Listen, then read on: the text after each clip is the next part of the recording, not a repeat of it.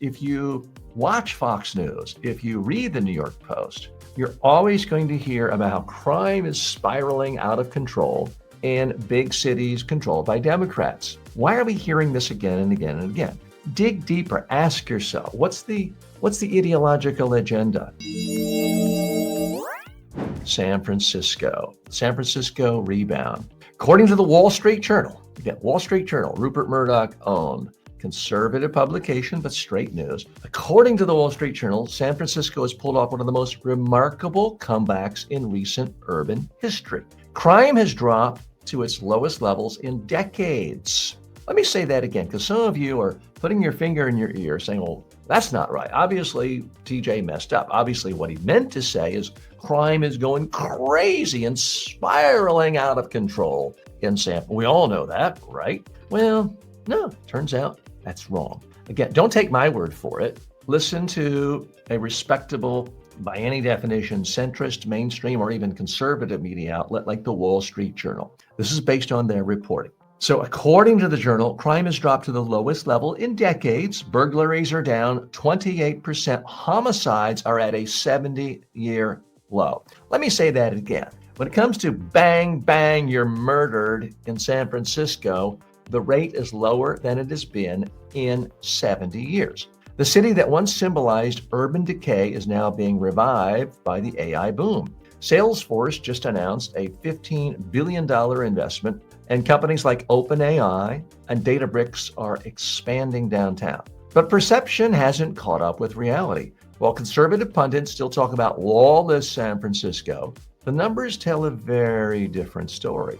In Shreveport, Louisiana, part of House Speaker Mike Johnson's district, the violent crime rate is roughly 7 times higher than in San Francisco. Let me state that again. In Mike Johnson, the MAGA Republican Speaker of the House, in his district in Louisiana, the violent crime rate is 7 times higher than in San Francisco. That's 700% higher. It's pretty significant. San Francisco's homicide rate is 3.1, which is too high. 3.1 per 100,000 people. But in Shreveport, it's 21.7. 21.7 people are killed, are murdered for every 100,000 people in Shreveport. Now, San Francisco's reality defies its reputation. Streets are cleaner, tech firms are hiring, and tourism is rebounding. The so-called doom loop was really a data distortion.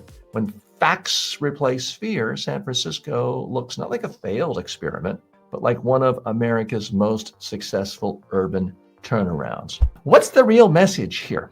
You have been fed a lie. The idea that San Francisco is out of control, dangerous, murder everywhere. No, the homicide rate is lower than it's been in 70 years. You really want to avoid danger? You really want to avoid something bad happening to you? Avoid Mike Johnson's district in Shreveport, Louisiana. Violent crime is 700% higher there than it is in San Francisco. Let's dig a little bit deeper and look at the facts.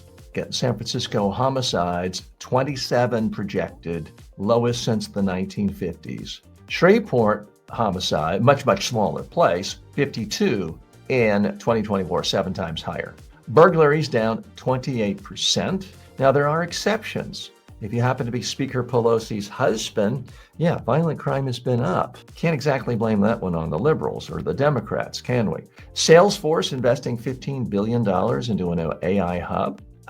Are the streets of San Francisco still rough? I won't kid you. Now, I haven't been in a few years. It is one of my favorite cities. And there are streets, especially in the Tenderloin district, where you do see more homeless than you do in a lot of towns, more so than in my hometown of Charlotte, North Carolina, if you're just on the main thoroughfares. You do see homeless, you do see needles on the street. I'm not going to tell you it's perfect, but it's relative to where it was, it's getting better. That's all you can ask for when it comes to holding elected officials accountable. Did you make things better?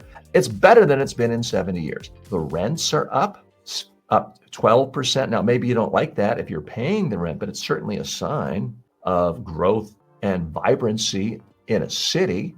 What you don't want is a place like Detroit where you can't even give away buildings, or you're giving away buildings for $1. Forget trying to rent them, you can't even give them away. So San Francisco is safer and richer and more resilient than critics claim. Now, here's the fascinating thing. Rupert Murdoch is the guy behind the Wall Street Journal. He's also the guy behind Fox News and the New York Post. If you watch Fox News, if you read the New York Post, you're always going to hear about how crime is spiraling out of control in big cities controlled by Democrats. San Francisco, Chicago, New York City. Why are we hearing this again and again and again?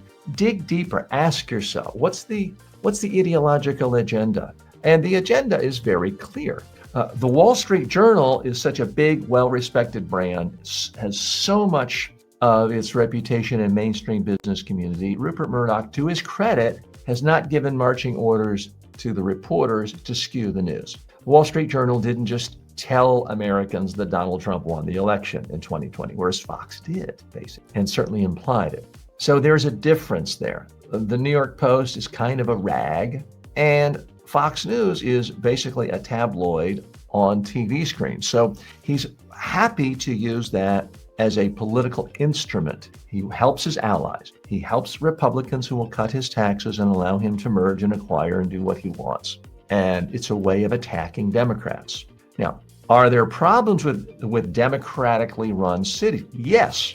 Democrats, in my view, have done an absolutely horrific job of providing housing for people, especially young people. So I'm not here, and San Francisco is among the worst. New York City is among the worst. So I'm not here as some Democratic apologist saying, wow, Democratic cities are always better than Republicans. No, I play it to you straight. I'm here as a sane, sensible centrist. So yes, Democrats do deserve blame for how they've handled issues of housing and permitting and letting developers build things in a way that it doesn't take 12 years out of their life and 159 lawsuit resolutions. So Democrats deserve blame for that.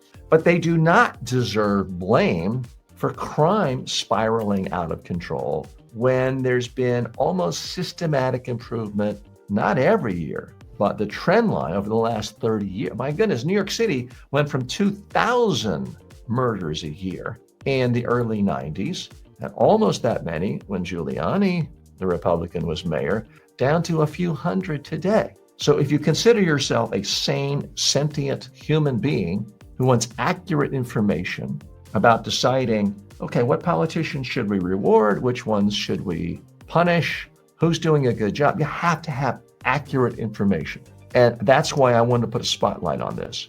Is crime too high? Sure. I wish we could be more like Japan, and a lot of other countries where the crime is, we have more crime in 1 hour in a big city sometimes than a country like Japan has in a year. So it's still too high, but that's not the same thing as spiraling out of control and getting worse and worse and worse and worse. It's just not happening. If you believe that, there is a reason for it. You have been played the fool. You have been lied to by ideological actors who are trying to create a political landscape that supports their party, that will let them take over, not worry about antitrust, and cut their taxes. And that really is the bottom line there.